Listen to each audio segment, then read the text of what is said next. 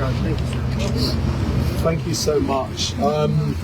Last night I was really in turmoil because I was really struggling to accept the fact that former President Rodrigo Roa Duterte has now been in detention here in The Hague for a month today.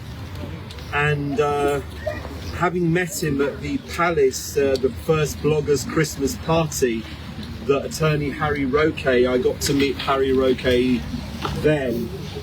You know, since that time, I've really been deeply affected and troubled by what happened to the former president. During the Duterte administration, I was one of the unofficial bloggers. You know, walang bayad, I wasn't paid. I just cared about what was happening in the country. I just cared about the improvements that had happened since President Duterte was in office. I was also invited by ASEC Mokaruson to the Build program of the Duterte administration, and I remember clearly hearing about all the magnificent structures that were being built, you know, roads, railways, and I remember also there was a massive focus on Mindanao, which I think is so important, and it's lovely to see that President Duterte was the first president from Mindanao, and of course from Davao. Why am I here today? You know, my wife is a Filipina from Pangasinan. We've been married 26 years, but the Philippines has always been in my heart, and the Filipino people have always been very close to my heart.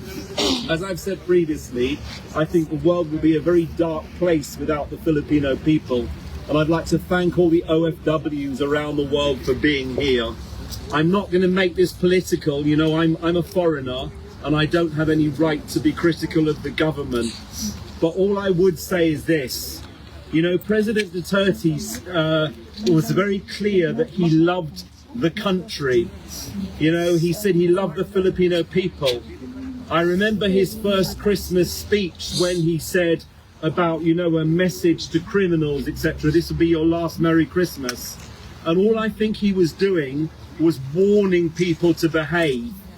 You know, I've seen a documentary on the effects of shabu or crystal meth, and I know it can completely change people and make people very aggressive.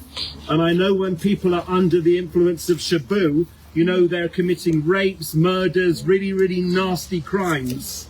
And all the former president wanted to do was rid the Philippines of this nasty, nasty drug.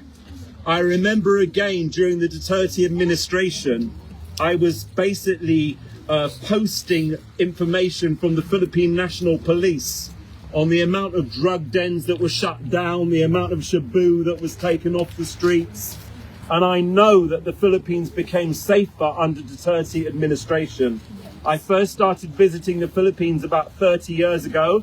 I've been back home to Pilipinas about 70 times. And I have to say I've seen massive improvements under the administration of the former president.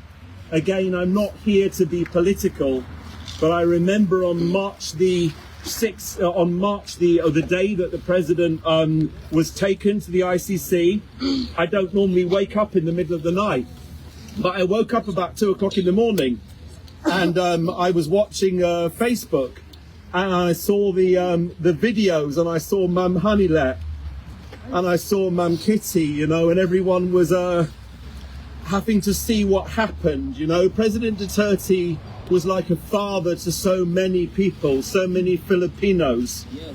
And I saw the turmoil that his family were going through. You know, former President Duterte didn't have a chance. You know, the Philippines is a sovereign nation.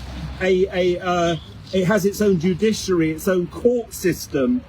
You know, May Kian de los Santos, rest in peace, but he was the people behind that were prosecuted within the Philippines. So it just goes to show there is a functioning court system in the Philippines. So in that case, why were these cases not dealt with in the Philippines? Why did it need to go to the ICC?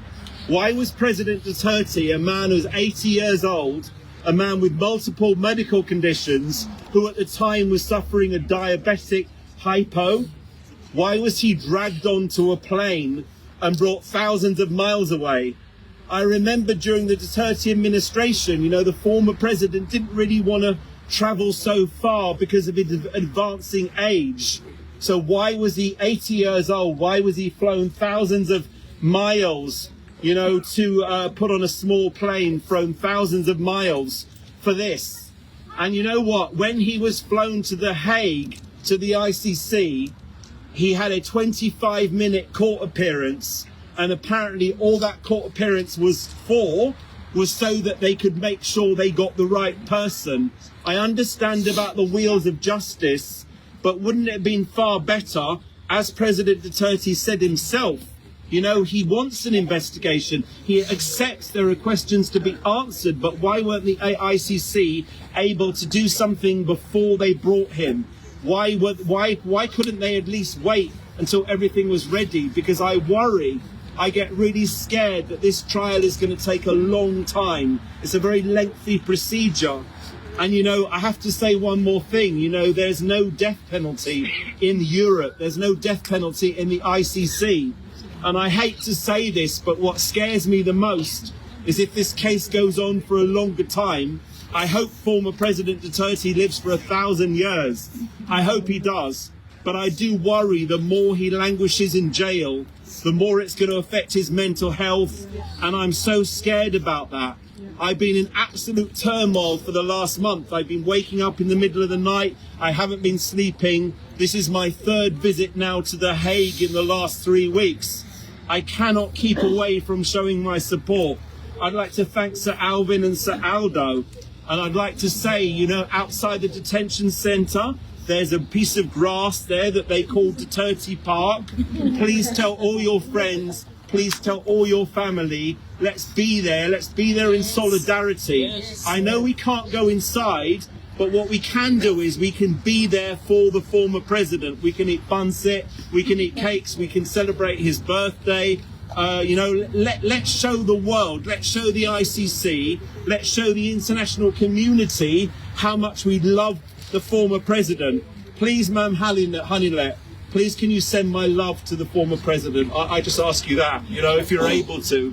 Please tell him that I'm thinking about him. You know, I got to meet him back in 2017 at the Malacanang Palace. And I remember as soon as he came in, he came straight up to me. And he said, before I do anything else, I'd like to wish you and your family a Merry Christmas. He shook my hand.